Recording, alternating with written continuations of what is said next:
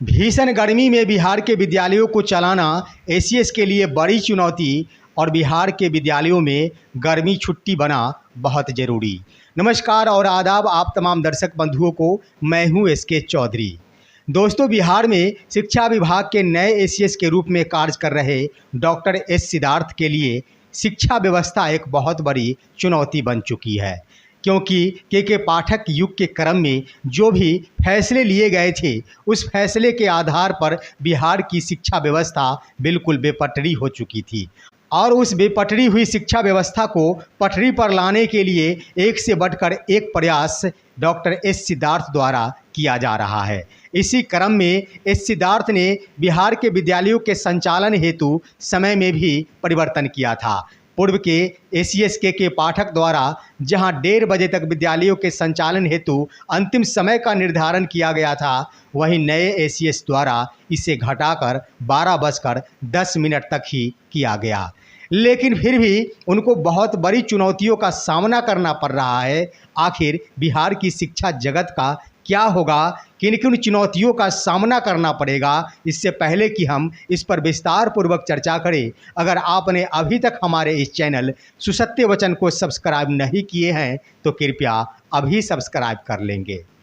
दोस्तों, नए ACS doctor S Siddharth के द्वारा 10 जून 2024 से विद्यालय में शैक्षणिक गतिविधि प्रारंभ कर दी गई है और इस गतिविधि के अंतर्गत जहां शिक्षकों के लिए स्नैक्स ब्रेक की सुविधा की गई है, वहीं छात्रों के लिए भी एमडीएम टाइमिंग में बदलाव करते हुए तमाम जिला शिक्षा पदाधिकारियों को निर्देश दिया गया है कि बच्चे अधिक समय तक भूखे ना रहे, इसलिए अपने स्तर से एमडीएम का समय का निर्धारण करें। इसके क्रम में बिहार के कई जिलों ने समय सीमा का निर्धारण भी कर दिया है। जहां कुछ जिलों ने 9:40 से समय का निर्धारण किया है, वहीं कुछ जिलों ने 9:05 से समय का निर्धारण किया, तो वहीं कुछ जिलों ने 9:30 से समय का निर्धारण किया है। आखिर सभी के सभी जिलों द्वारा 9:30 के आसपास ही मध्याह्न भोजन के समय सारणी का निर्धारण किया गया है। ये बिल्कुल सही है।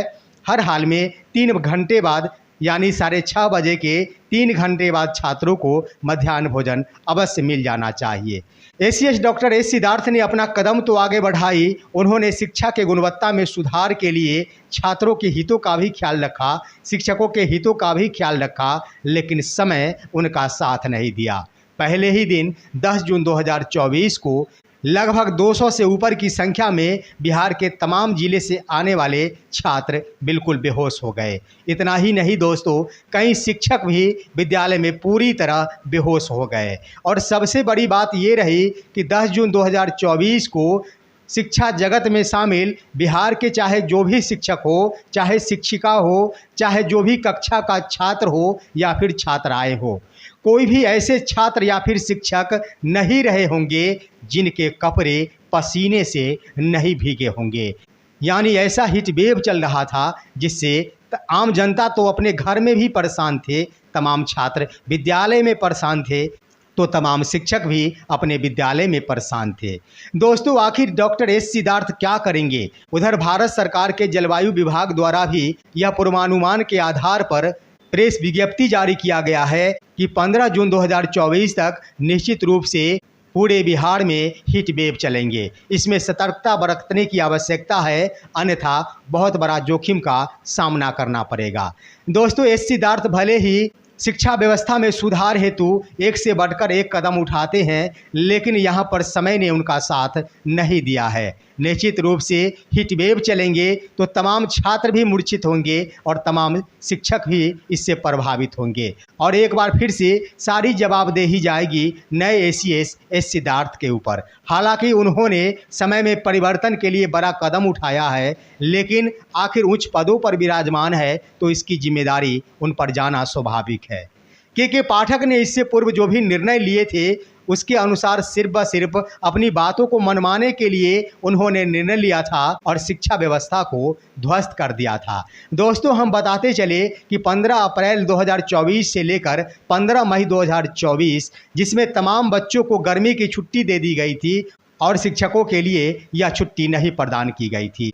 यह 1 महीने का समय बिल्कुल ही व्यर्थ साबित हुआ और पूरे 1 महीने छात्रों को शिक्षा से वंचित होना पड़ा। एक महीने निश्चित रूप से पढ़ाई हो सकती थी। उस समय शिक्षकों द्वारा ना तो गर्मी छुट्टी की मांग की जा रही थी और ना ही किसी भी अभिभावक द्वारा छुट्टी की मांग की जा रही थी। परंतु के पाठक ने अपने मन से शिक्षकों को परेशान करने के उद्देश्य से तमाम छात्रों को गर्मी की छुट्टी प्रदान कर दी और शिक्षकों को विद्यालय में बने रहने को आदेश दिया गया। इसका मुख्य कारण ये था दोस्तों कि उनकी मंशा थी कि हर हाल में शिक्षकों का वेतन कटना चाहिए।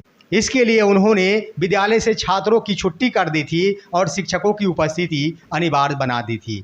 उनके मन में यह भ्रम उत्पन्न हो चुका था कि छात्र अगर विद्यालय में नहीं रहेंगे तो निश्चित रूप से बिहार के शिक्षक विद्यालय में भी नहीं आएंगे और निरीक्षण के क्रम में पकड़े जाने के बाद उनके वेतन की कटौती की जाएगी। यानी सिर्फ वेतन काटने के उद्देश्य से लेकर के पाठक ने छात्रों को छुट्टी दे दी थी और शिक्षकों को विद्यालय में रहने को अनिवार्य बना दी थी। लेकिन नुकसान किसको हुआ? वो बिहार के तमाम छात्रों का हुआ। नुकसान हुआ बिहार के अभिभावकों का, जिन्होंने अपने सपने सजा चुके हैं कि हमारे बच्चे डॉक्टर बनेंगे, इंजीनियर बनेंगे, अच्छे पदों पर विराजमान होंगे। लेकिन के पाठक अपने जिद के आगे तमाम अभिभावकों के सपने को चकनाचूर कर दिए और इस वर्ष यानी शैक्षणिक सत्र 2024-25 की बातें कर ली जाए तो अभी तक छात्रों की सिलेबस की शुरुआत भी नहीं हो पाई है। 3 महीने बीतने जा रहे हैं, 9 महीने शेष रह जाएंगे और छात्रों के सिलेबस की शुरुआत नहीं की गई है। ये सभी गलत फरमानों का परिणाम है कि ज़मीनी स्तर पर आकर निर्णय नहीं लिया जाता है और पटना में एसी में बैठकर निर्णय ले लिया जाता है। वही स्थिति बन चुकी है नए एसीएस डॉक्टर एस सिद्धार्थ के समक्ष भी। हालांकि एसीएस डॉक्टर एस सिद्धार्थ अपनी विद्वता का गजब ही परिचय दिया है। ज्यों ही मौसम विभाग द्वारा जारी किया गया विज्ञप्ति के अनुसार 5 दिनों तक लगातार भीषण हीट वेव चलेंगे और इससे बचने की ज़रूरत है। इस संबंधी प्रेस विज्ञप्ति जारी किया गया। एसीएस ने त्वरित कार्रवाई करते हुए बिहार के तमाम विद्यालयों को 11 जून 2024 से लेकर 15 जून 2024 तक गर्मी छुट्टी हेतु बंद कर दिए। यानी उन्होंने जो पत्र जारी किया है उस पत्र में स्पष्ट इस बात का उल्लेख किया गया है कि विद्यालय पूर्ण रूप से बंद रहेंगे, छात्रों के लिए भी बंद रहेंगे और शिक्षकों के लिए भी बंद रहेंगे। एसीएस ने अपनी विद्वता का परिचय इतना ही नहीं दिए हैं, उन्होंने ऐसे भीषण गर्मी को देखते हुए एक और रास्ता निकालने की कोशिश की है, जिसके अनुसार बकरीद की छुट्टी को उन्होंने घटा दिया है। यानी 15 जून 2024 तक गर्मी छुट्टी प्रदान की गई। उसके बाद 16 जून को रविवार होता है और 17 जून 2024 से लेकर 19 जून 2024 तक बकरीद की छुट्टी प्रदान कर दी गई है। यानी कुल मिलाकर कह दिया जाए तो 9 दिनों की राहत तमाम छात्रों और शिक्षकों को प्रदान कर दी गई है नए एसीएस के विद्वता के कारण। तो इसे कहा जाता है तमाम छात्रों और शिक्षकों के हितों का ख्याल रखा जाना। एसीएस ने जो परिचय दिया है वाकई काबिले तारीफ है। लेकिन दोस्तों 19 जून 2024 के बाद निश्चित रूप से विद्यालय खुलेंगे और उस वक्त भी ऐसा समय होगा जब हीट वेव चलते हुए नजर आएंगे। ऐसी परिस्थिति में तमाम छात्रों को एक बार फिर से विद्यालय आना होगा और जून का महीना निश्चित रूप से हीट वेव का ही महीना है और सच रूप में कह दिया जाए तो पूरे जून का महीना बिहार के तमाम वासियों के लिए खतरे का महीना है और इसमें सावधान रहने की ज़रूरत है। 19 जून के बाद अगर विद्यालय खुलते हैं फिर भी तमाम छात्रों और शिक्षकों को बहुत बड़ी कठिनाइयों का सामना करना पड़ेगा। शैक्षणिक प्रक्रिया प्रारंभ तो होगी, परंतु स्वाभाविक है दोस्तों कि शिक्षक अगर पसीने से तरबतर रहेंगे, उनके कपड़े पसीने से भीगे रहेंगे, छात्रों के कपड़े पसीने से भीगे रहेंगे, पढ़ाते समय शिक्षकों के पसीने छूटते रहेंगे, पढ़ते समय छात्रों के पसीने टपकते रहेंगे, तो ऐसी परिस्थिति में पढ़ाई संभव है? जरा अपनी अंतरात्मा से पूछकर देखिए दोस्तों।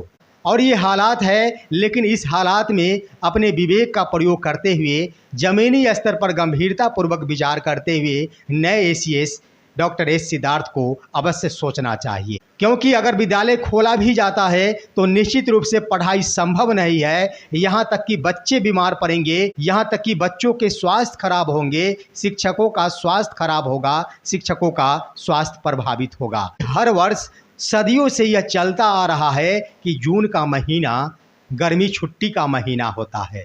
दोस्तों, जून का महीना ही गर्मी छुट्टी का महीना सरकारी विद्यालयों के लिए होता है। आखिर कोई न कोई विद्वान व्यक्ति रहे होंगे जो जून महीनों को गर्मी की छुट्टी के लिए निर्धारित किया होगा। ऐसे ही जून के महीना को गर्मी छुट्टी के लिए निर्धारित नहीं किया गया। इसके पीछे का वजह था और ये सदियों से देखा जाता रहा है कि हीट वेव अधिकांशतः जून के महीने में ही चला करते हैं। इसलिए हर हाल में ना तो छात्रों को जून के महीने में राहत मिलेगी और ना ही शिक्षकों को जून के महीने में राहत मिलेगी।